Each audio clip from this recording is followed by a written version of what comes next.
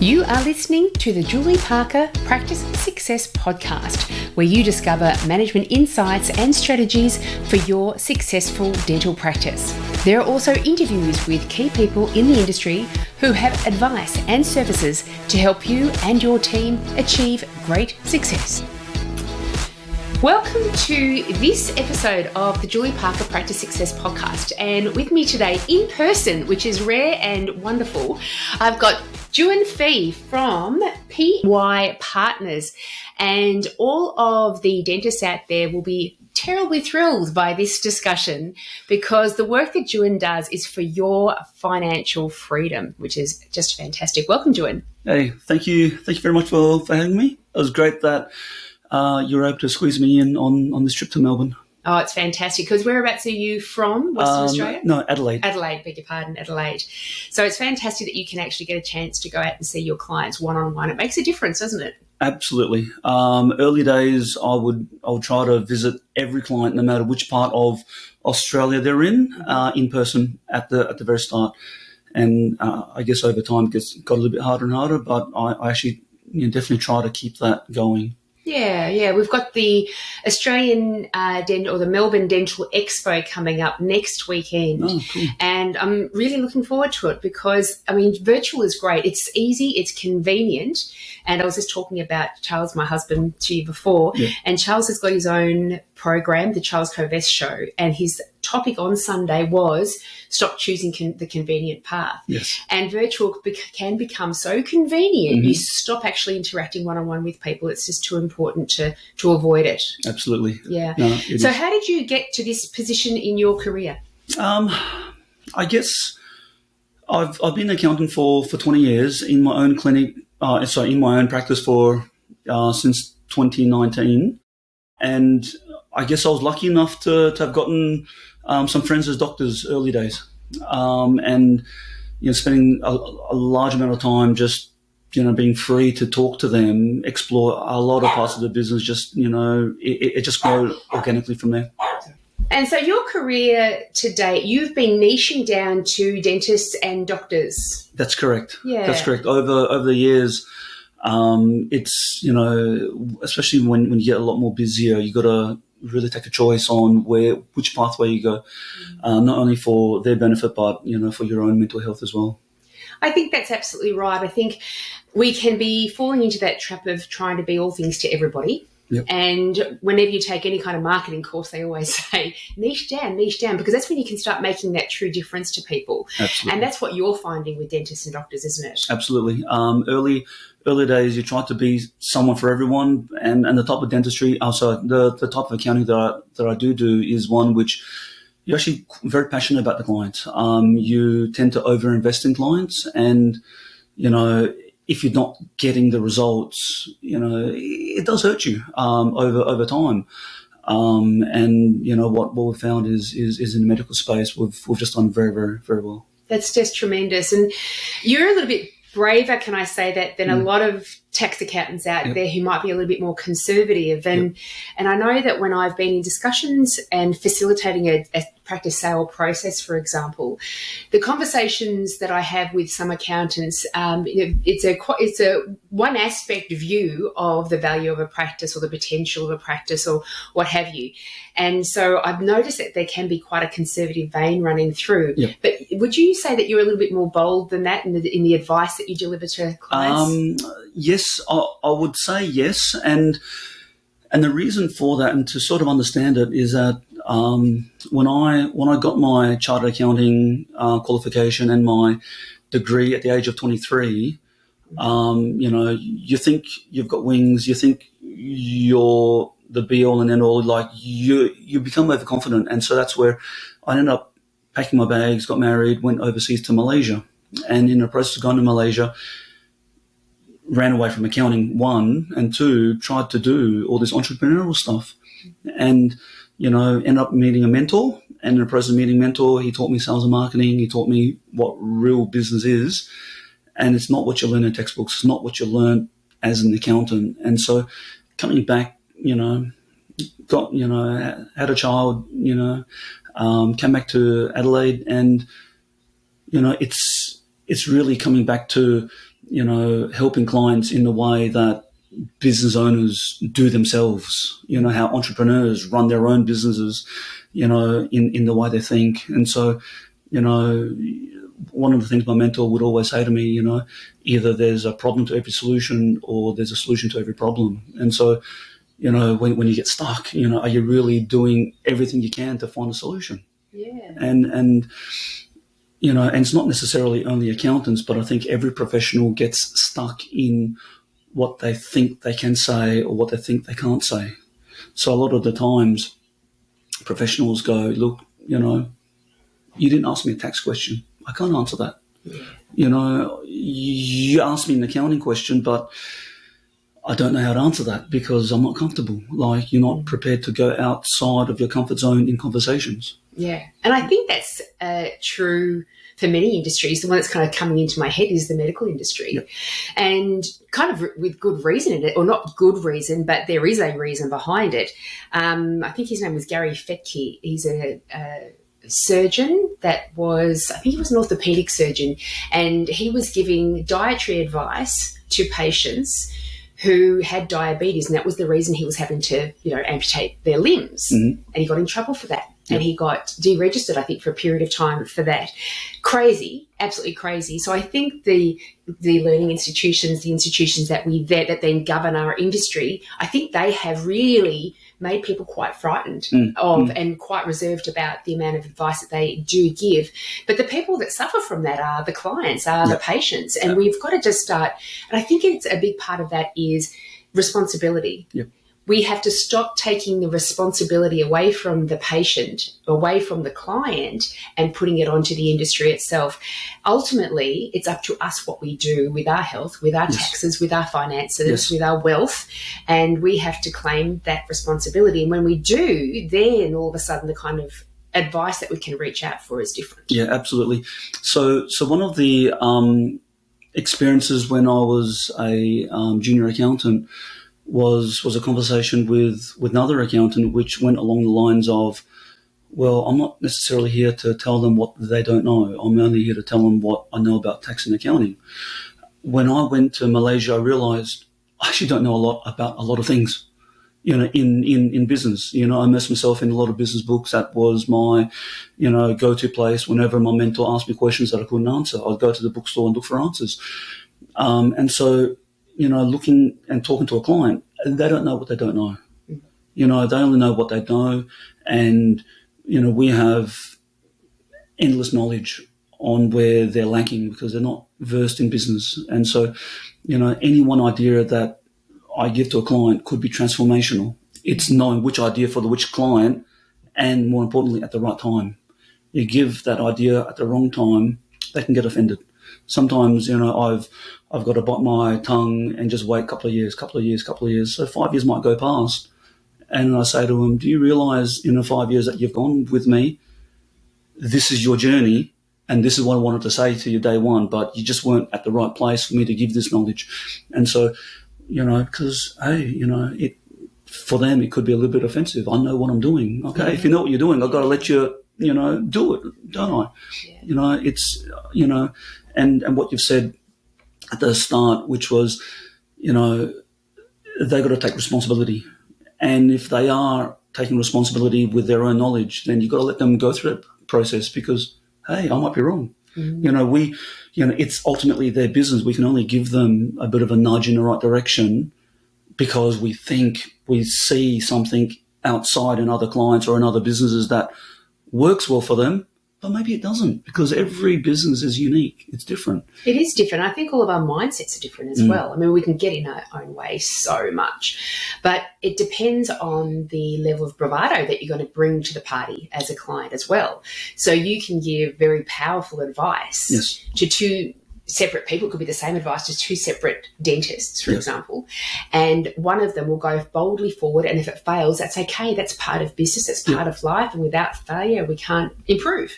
Where the other one will freak out. And why did you put me in this position? And I wasn't ready for this, and it makes it the journey of life and the journey of entrepreneurship or business ownership, it makes it traumatic. Absolutely. And I've got really aggressive clients who, because they can borrow money quite easily, they want to leverage really high. And, again, 2 years ago, I'm saying, no, you've leveraged too much. We want to get away from the banks. We have to give it time for your finances to adjust, to get a bit of equities. Then we can, separate and go to different banks. I think our negotiations with the banks right now are just not in your favour. Like it's, they've got everything. And when banks got everything, they don't have to give as much flexibility to you in your refinance. So that's what we found. And it was one of the decisions that I kept having to remind this client, hey, be patient, be patient, be patient. There's other things that we're going to do, but we'll just let time go through. If not, you're just not going to get the right results. Because you need to be patient. Can't have everything quickly. No, correct. We want everything quickly, and we want sure things as well. But the more of a sure thing you want something, the lower the return, usually, because it's way too conservative. Correct. So are you working with dentists and doctors in their personal finances or in their business accounting? We normally take everything holistically.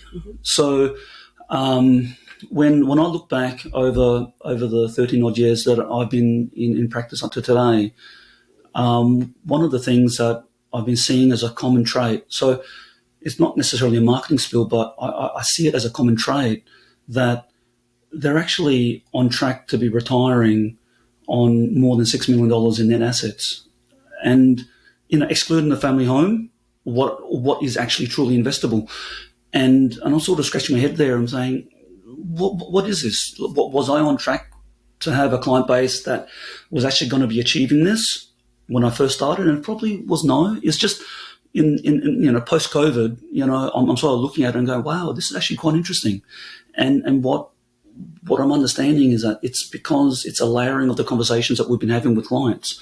So over the years, if you make good, smart, strategic decisions to do things or to refrain from doing things, it'll lead you to a certain result. And so, there's some clients that, have hit the milestone. There's some tracks with some clients who are still on the process of, and the other clients who are in neither two categories. That's our conversations every day. It might be just, do I buy a house today? Well, what's your other alternatives? What do you want to achieve? Where are you going in life? Even just the decision of buying a house could be a big decision. Yeah, and you've got to have that vision there, don't you? I know I talk a lot about vision to dentists and the knock-on effect that it does have, the directing effect that it has on every other decision as well. And Amina and myself, my buddy, we've got our dental practice management program, and last night we were talking about systems. That was the module we're covering. And we said the importance of recognizing what your vision is and what your values are as well in terms of what your systems are going to be. Otherwise, you're going to end up with a whole bunch of systems for a dental practice that have zero connection to the vision or the values. But recognizing where you want to be in retirement or 10 years, 20 years, 30 years down the track, we need to understand where that is in order to make the proper decisions now. Correct. Because it is a long game, isn't it? The financial game is a long game. It is. And, clients come and go, and it's important that they actually are on track, or they're in the process of meeting their dreams and desires. Like, it's the only reason why, we as professionals actually exist, Like, you look back, you're never going to say, oh, hey, I saved X amount of dollars in tax. Gee, that was a great journey with my accountant. It's, we try to save tax wherever I can, but at the end of the day, it is a journey, and it's to get them to a place that hopefully they couldn't have achieved without you. Nice. And dentists are in a wage bracket where they can make substantial differences to how they're going to end up moving forward into the future. Absolutely. Yeah, so it can be quite transformative, as you say. So when you reflect back over the clients that you've been working with to date, since you've started to niche down to dentists and doctors, what kind of characteristics do you really enjoy working with? What kind of client do you like? So the first client that I really, really like to work with are the ones that just love to explore and chew the fat.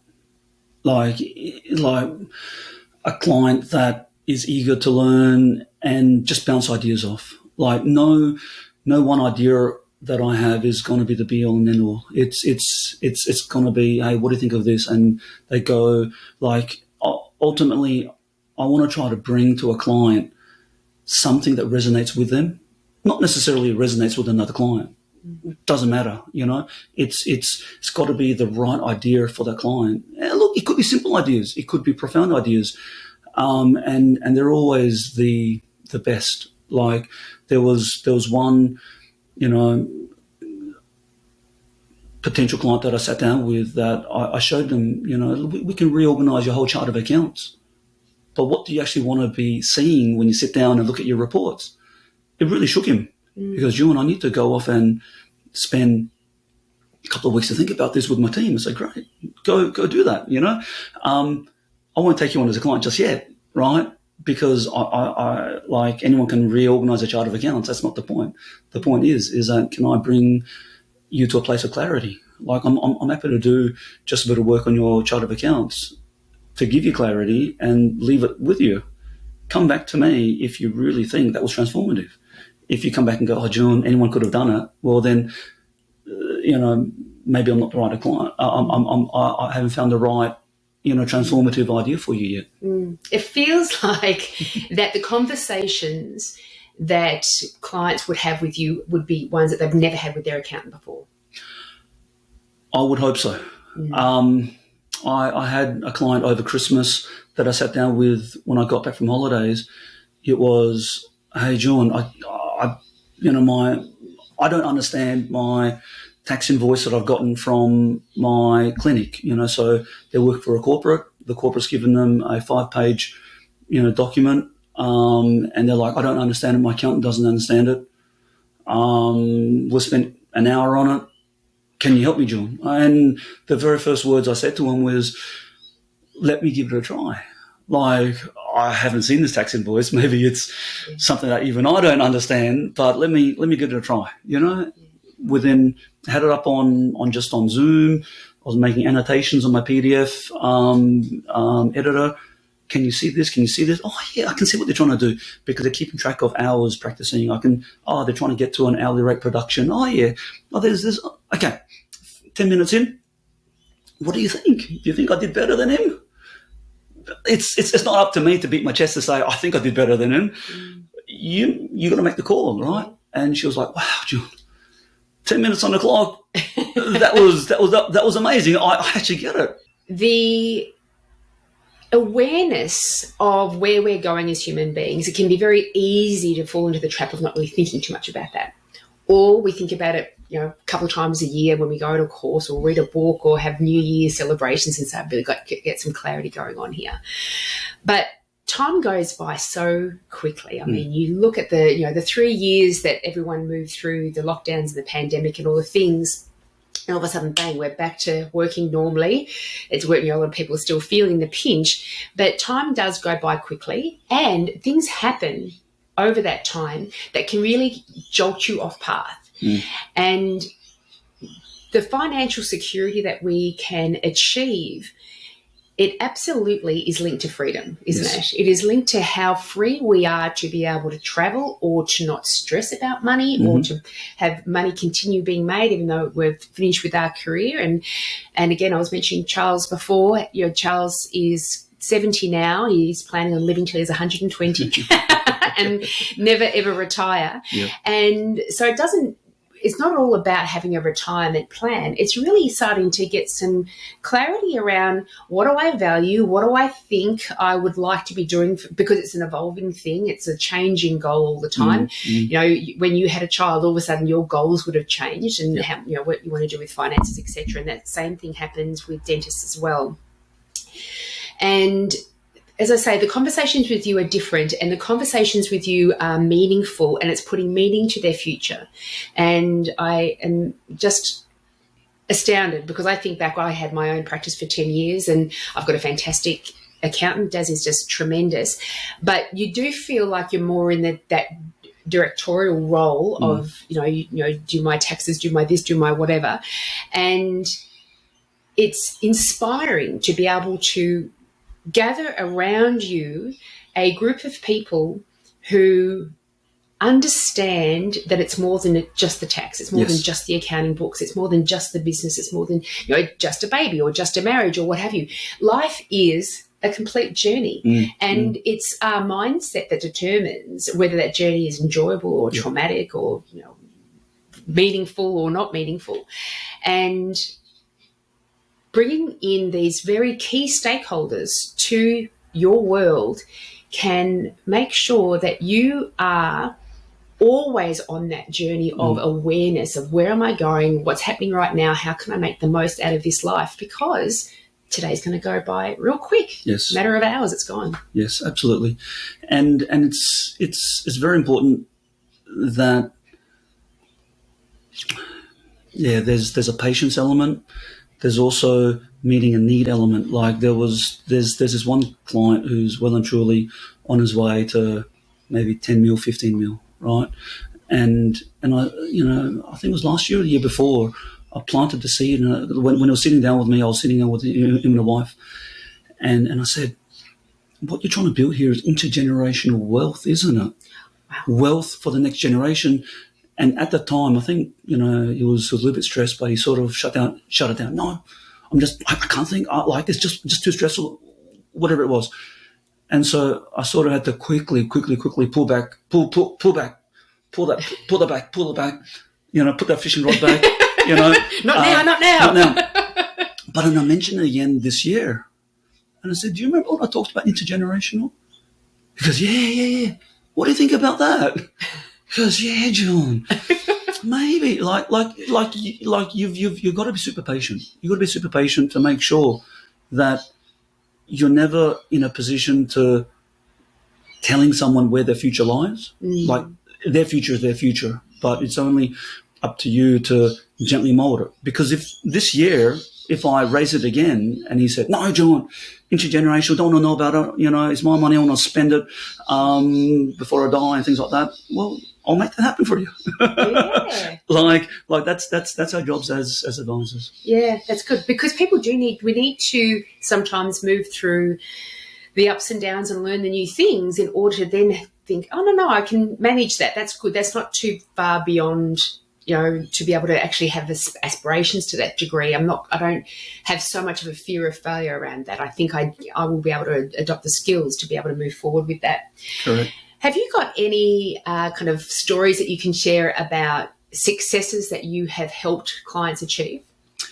One of the ones that I'm extremely proud of is one where we had to support this new dentist who's come in from overseas, and he had come to Australia during what's that program called? The Medicare program, where Medicare was paying for a lot of the services. This is back in 2019, 2020, because the government removed it. They removed it. So at that point, when there was a lot of migrant dentists coming to Australia, on the flip side, a lot of the clinics were not as profitable. And so you had a lot of these clinics saying, come to me. We'll give you your full books, but they weren't full. It's not the climate that we have today. And so this poor, unfortunate client of mine, he was being promised these great positions in regional towns, but by the time he got there, they weren't full. They weren't full. And so it was a period that we had to support him through the next 5 years, 6 years, 7 years, just to go through a really, really rough patch. And then afterwards, because we're having all these conversations of, when he's down, I'll be saying, well, what does your life want to be? What do you want to be? Let's talk about what those ideal clinics look like. Can you start this journey today looking for ideal clinics? And so, that's what he did. And so right now, I'm proud to say he's picked a really, really great practice in, regional town, Myrtleford. And we've actually, we we managed to acquire that clinic. We took it slow. We like conservative, like for someone who's come from overseas, and making that first clinic purchase is such a big emotional decision, and you can't get the negotiations wrong, you can't get the evaluations wrong, you can't get your staff migration, making sure that you're retaining the right staff and things like that. And then 1 year in, COVID came. Yeah. And then all those conversations that you got to go around COVID, and do you want to stand off the staff, don't you want to stand off the staff? And then afterwards, come back after, post COVID, we then straight into buying the business premise that he's in, because day one, this is the beauty of you don't know what you don't know. So I said to him when we're negotiating the lease, I want to put in the option to buy and the first right of refusals and things like that. So I negotiated all of that stuff. And so coming out of COVID, hey, the medical industry made money. And so coming out of COVID, he's quite confident. Yeah. And I said to him, we had a conversation of, hey, what do you reckon? Should we pull the trigger now? Yeah, we pull the trigger now. Because we had an option to buy. It's not an obligation. Option to buy for us is an obligation for him to sell. It wasn't waiting for him when it's time right. We're like, look, valuations we reckon commercial are down because of COVID. Let's pull the trigger. Let's get it done. And so we went through the procedures that we got in the options agreement. We got a valuation. He got a valuation. We got an independent valuation. We looked at it all. We managed to pick it up only before 30 June 2022. So we're sort of a couple of months in. Great journey. Fantastic. And you go, well, wow, overnight success. No, we had to wait a couple of years before we managed to get the timing right. And just be patient and recognise what's going on in the world right now. Gosh, now could be the time. Again, you can't plan for that. Who knew? Who knew everything was going to happen the way it has? Who knew? Correct. Yeah. Correct. That's just tremendous. And you were working with him as a non-practice owner originally. Yes. And so you work with people who are choosing to buy their own practices or already own their own practices or don't. Correct. So I've sort of looked at it in terms of a few different types of avatars. One might be the new graduate dentist. This graduate dentist would need to be nurtured for 1, 2, 3 years. Or it could be a migrant dentist who nurturing. They want to be aggressive, but they tend to come over with a family, with spouses. They come with a lot more overheads, basically.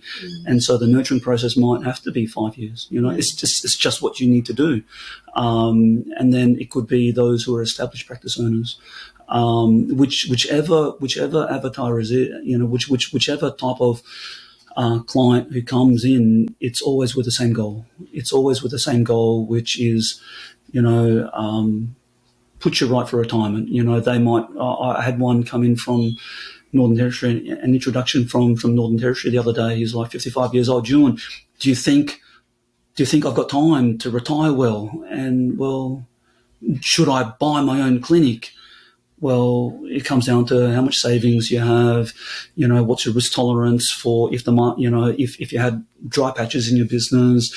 It's also conversations on, what other options is there? Could you actually, fly out to mining towns who may not have your skill sets and actually, bring your very high-end valuable skill sets into mining towns? Do you actually have to take the risk to achieve the same end result? The answer is, I don't know, right? This is part of the chew the fat process, Yeah, so I've given him, that's it. Go do your homework, 1, 2, 3, 4, 5 things, come back to me, Because there's more options than the couple that we often just have in our brains. Yep, absolutely. And this is, again, who are you going to surround yourself with? Because you're getting all these different perspectives coming into play. And the accountant perspective is so crucial in terms of how you're going to be financially managing your practice from my experience. But also, when you are looking at, now that we've determined exactly where we want to be going forward, now we can start recognising all the many strategies that can actually take you there. Correct. And let's start thinking outside the box of that as well. Absolutely. That's fantastic. So what's your process? If people are out there thinking, oh, yeah, Juen sounds fantastic, I want to jump on and have a conversation with him straight away. What's the process of determining whether you guys are a good fit? Yeah, so send me an email. Send me an email. Just touch base. And say, hey, let's please catch up for coffee. If I can, I'll catch up for coffee face to face. If not, it'll just be on Zoom. So even though I'm in Adelaide, about 70% of my client base is actually interstate. So whether it doesn't matter which state you're in or capital city, country towns, things like that, we can service you. And it's just going to be an initial sit down. When I sit down, it's my own personal standard. My personal standard is what I call the 1 hour solution. It's spend time with me for 1 hour. Can I come up with one idea in 1 hour that can transform your life in the next 3 to 6 months if you were to implement it? Wow. It's a very, very high standard. Wow. And I give myself a very high standard because, look, we don't have the time to service everyone. I'm not the accountant that will try to take every client. It's only going to be the ones that I can truly transform. And so there are some, there was a client that sat down with me and I said to him, well, hey, here is how I can save you $20,000. And he's like, wow, John, this is fantastic. Should I move all my services across to you? And my very first thing I said to him is, well, did your accountant do anything wrong? He went, no, not really. He's a really nice guy. He knows a lot of things, but he didn't suggest this. Well, that's okay. Why don't you suggest it? Just because you sat down with me doesn't mean, you have to use my services. What's more important is that you get a really good value moving forward and you achieve your financial freedom and your goals. Like if you're going to come to me just because you're going to use this one strategy, would I want that from a client, for a client to just walk away from me just because of one thing? Like you might have been with this accountant for 10 odd years and you just maybe had a bad time during COVID. Mm-hmm. I'm very, very supportive of my colleagues in the industry. Stay with him. Nice. Only make a move if you feel like it's the right thing for you, and that's what I say to people. And I actually actively promote the idea of, well, why can't two accountants be servicing you? Mm-hmm. It's just like having a business coach, right? Mm-hmm. But a bit more from hey, can I pay your hourly rates to just chew the fat together? Because my accountant doesn't do that. By all means, and that choice is always going to be the client's choice. Nice. You're such a great example of the passion in life may not be accounting. Your passion in life is transforming lives. And the avenue or the thing the vehicle for that is through accounting. Yes. And dentists out there have that same potential as well to transform people's lives. They have got the power to transform their own life, the lives obviously of their patients as well, their team members if they're owning the practice, and their family as well if they're going to be planning wealth moving forward for the family. And so I've loved our conversation, and I have really loved the kind of the higher level that drives you, the higher vision, purpose that drives you with that work. So if there are people out there that feel that resonance with you and what you're saying, and they want those sort of conversations, and they want to take advantage of your 1 hour solution. Yes. This just sounds magnificent. I want to do it myself. Then your email and phone number are in the show notes. All they need to do is send you through an email and set up a time. Absolutely. That's it. And it's always, it's never going to be a hard sell. It's never going to be a hard push. It's always going to be gentle, and here's some great stuff, and just leave it with you. Fantastic. Well, thank you so very much. Great. It's been an absolute pleasure. I encourage every dentist out there to jump on to the 1 hour solution. Just have that 1 hour conversation, and you may learn something that's going to transform your world in the coming months. Have a fantastic day, and speak to you next time. Bye. See you later, everyone. If you enjoyed today's podcast, then you should come along and join the club. The club is a whole library of lunch and learns with new lunch and learns being produced all the time that help your dental team gain greater success in your systems, in your team behaviours, in your patient management, in your patient engagement, in their treatment plans. They are usually around half an hour in length, and so team members can sit down, be paid for their lunch break, eat lunch while they're being inspired, and delivered all of these insights and strategies that can be implemented so you all achieve greater levels of success. Also, Amina and I, my buddy from Dental Management Expertise, have a company, Dental Business Mastery, together. And our flagship online 1-year course for dental practice managers and dental practice owners to learn how to very successfully manage your dental practice is available. Head over to dentalbusinessmastery.com.au to find out more information, and has information about any other courses that we've got available. Also, make sure you do jump onto my website, julieparkerpracticesuccess.com.au, and you will see a whole load of free information. There are articles, the blog, downloads, templates, a whole load of things that are designed to help you overcome any specific challenge that you've got going on in your practice at the moment. If you have any suggestions of topics or guests that I can have on the podcast, please let me know. Thanks for listening.